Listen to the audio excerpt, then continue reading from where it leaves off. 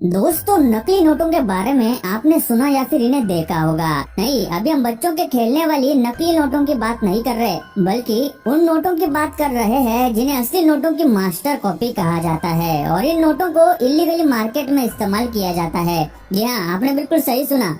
भले ही ये नोट नकली हो, फिर भी इन्हें पुलिस की नाक के नीचे से खुलेआम इस्तेमाल किया जाता है। अब आप सोच रहे होंगे कि इन नकली नोटों को आखिर बनाते कैसे हैं और कौन है ये लोग जिनके जरिए इन नकली नोटों को बनाया जाता है। खैर, इसे जानने के लिए पहले हमें भारत की राजधानी दिल्ली में जाना होगा, जहाँ इन दो ग्राफिक डिजाइनर्स ने अपनी अमीर होने की ख्वाहिश पूरी करने के लिए नकली नोटों का व्यापार शुरू कर दिया, जो अभी जेल में चक्की पीस रहे हैं। दरअसल 2016 में जब मोदी सरकार द्वारा नोटबंदी की गई, तब इन दोनों ने अपने इस कांड को अंजाम देने की सोची, जिसके चलते इन्होंने 500 और 2000 के नकली नोटों का कारोबार शुरू किया, क्योंकि इन्हें ये बात पता थी कि सरकार द्वारा नई नोट आने की वजह से लोग इनकी नकली नोट और असली नोट में ज्यादा डिफरेंस नहीं देख पाएंगे। और इसी के चलते इन दोनों ने महज 1.5 महीने के अंदर 7 लाख नकली नोट बनाकर मार्केट में सर्कुलेट कर दिए। मार्केट में इन नकली नोटों को कैसे घुमाना है ये भी इन्हें अच्छे से पता था, जिसके चलते ये लोगों को पैसे उधार में देते थे और साथ ही छोटी छोटी दुकानों पर इन नकली नोटों का इस्तेमाल करते थे ताकि इनकी चोरी पकड़ी न जाए। लेकिन फिर भी ये आखिर में पुलिस के हाथ लगी गए, जिसके बाद इन्होंने अपने इस कांड का खुलासा किया।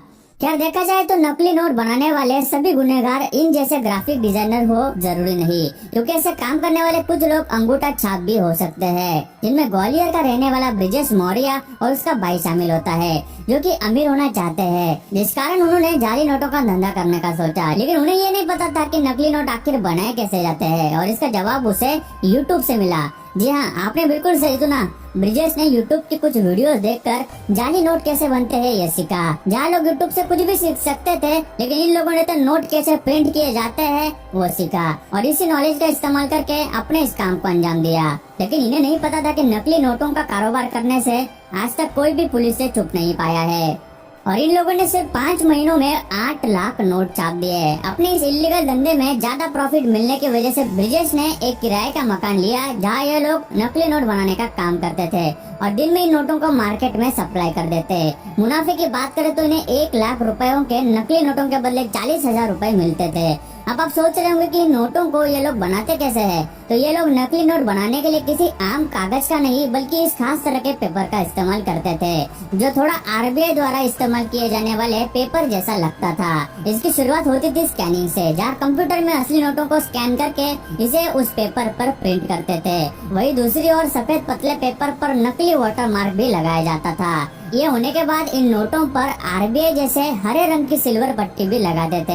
ये वही पट्टी है जो असली नोटों पर हमें दिखाई देती है, लेकिन ये असली पट्टी जैसी नहीं होती, और कुछ लोग इसी पट्टी को देखकर नोट असली है या नकली ये तय करते हैं। वैसे देखा जाए तो प्रिंट की गई नकली नोट किसी आम इंसान के हाथ में देने के बाद वो तुरंत समझ जाएगा कि ये नकली नोट है, जिस वजह से ये लोग अपनी नकली नोटों को असली दिखाने के लिए उस पर स्क्रीन प्रिंटिंग भी करते थे, ताकि जब भी कोई इन नोटों को हाथ में ले तो उसे असली नोटों जैसा टेक्सचर महसूस हो और उसको यही लगे कि ये नोट बिल्कुल असली है। खैर, ये तो होना ही था, क्योंकि इन लोगों ने नोट बनाने के लिए इतनी मशक्कत जो की थी। वैसे क्या आप ये बात जानते हैं कि नकली नोटों को बनाने के लिए कितने रुपयों का खर्चा आता है? नहीं ना?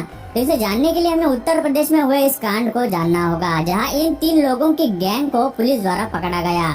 साथ ही इनके पास से 30,000 रुपयों के नकली नोट, लैपटॉप, स्कैनर, प्रिंटर और कुछ मोबाइल भी बरामद किए गए, जिन्होंने बाद में पुलिस के सामने अपने इस नकली नोटों के धंधे का पूरा सच खोल दिया। और इसके चलते उन्होंने ये बताया कि 10,000 के जाली नोट बनाने के लिए उन्हें सिर्फ 450 रुपयों का खर्चा आता है, यानी एक नोट बनाने के लिए सिर्फ 8 रुपए खर्च होते थे। लेकिन गाइस, इस काम में इतने लोग इन्वॉल्व होते हैं कि ये लोग पकड़े ही जाते हैं। बात करें नकली कैश को सप्लाई करने की, तो इनका ये करने का तरीका बाकियों से अलग था। ये लोग सेल्समैन की मदद से सभी ठेकों पर 10,000 की नकली गड्डी पहुंचाते थे, जिसके बदले में इन्हें और ठेकेदारों को 5-5 हजार रुपयों का मुनाफा होता था। अब आप सोच रहे होंगे कि ठेकेदार इन नकली नोटों का क्या करते होंगे? तो ये भी एक स्कैम है, जिसमें ठेकेदार दुकान पर आए लोगों को असली नोटों के बदले नकली नोट चिपका देता था, और नशे में धुत होने की वजह से लोग अपने पैसों को ठीक से चेक भी नहीं करते थे, और इसी चीज का फायदा उत्तर प्रदेश के कई ठेकेदारों ने उठाया। खैर ये नकली नोट ज्यादा से ज्यादा किसी छोटी मोटी दुकानों में ही चलेंगे, ना कि किसी बैंक में, क्योंकि बैंक में नोटों को कंप्यूटराइज तरीके से चेक किया जाता है, जिससे चुटकी में नकली नोटों का पता लगता है। और इसी वजह से आरबीआई ने 2020 में 5 करोड़ 45 लाख के जाली नोट पकड़े हैं। यही नहीं, 2021 में 100 रुपए के भी नकली नोट पकड़े गए हैं, जिनकी वैल्यू 1.5 करोड़ के आसपास थी। वही बात करें 500 के नोटों की, तो इसी साल में 500 के 39,400 नकली नोट बरामद किए गए हैं, जिनकी वैल्यू लगभग 20 लाख के आसपास है।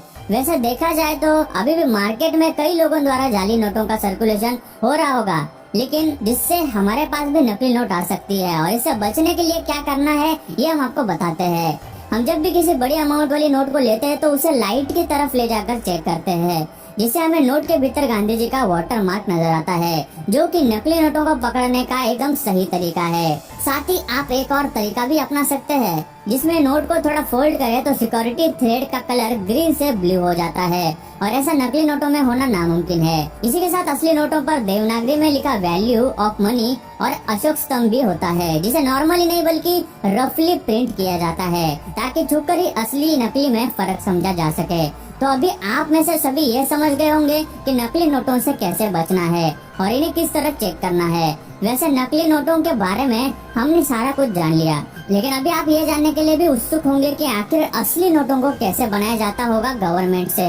तो इसे जानने के लिए हमें गवर्नमेंट के प्रिंटिंग प्रेस पर एक नजर मारनी होगी, जहाँ नोट बनाने के लिए कॉटन से बने कागज और खास तरह की स्याही का इस्तेमाल किया जाता है, जो सिर्फ गवर्नमेंट के पास ही मिलती है।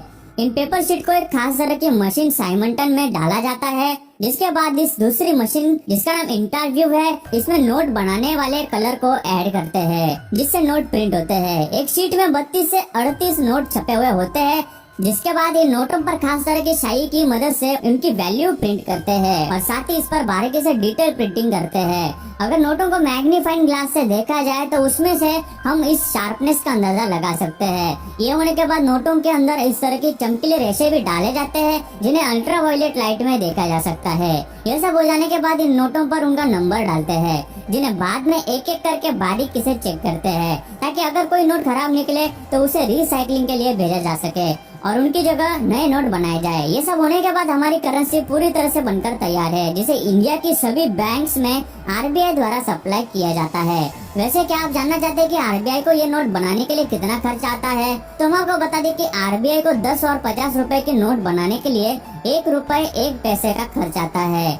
100 रुपए का नोट छपता है 1 रुपए 51 पैसे में, और वही 500 के नोट बनाने के लिए 2 रुपए 57 पैसे खर्च होते हैं। और बात करें सबसे बड़ी करेंसी यानी 2000 के नोट बनाने के लिए तो लगते हैं 4 रुपए 18 पैसे। तो गाइस आपको ये वीडियो कैसी लगी? आप और भी लोगों को इस वीडियो के जरिए अगर नकली नोटों से बचाना चाहते हैं तो इस वीडियो को लोगों के साथ जरूर शेयर करें, और गाइस वीडियो को लाइक करें, और ऐसी वीडियोस और देखने के लिए हमारे चैनल को सब्सक्राइब भी कर ले। दोस्तों वीडियो अच्छी लगी हो तो लाइक कर दो, वीडियो के नीचे लाल बटन है उस पर क्लिक करके सब्सक्राइब कर दो, और बाजू वाली बेल को क्लिक करके ऑल वाले ऑप्शन को सिलेक्ट कर दो। प्लीज सब्सक्राइब करना ना भूलना।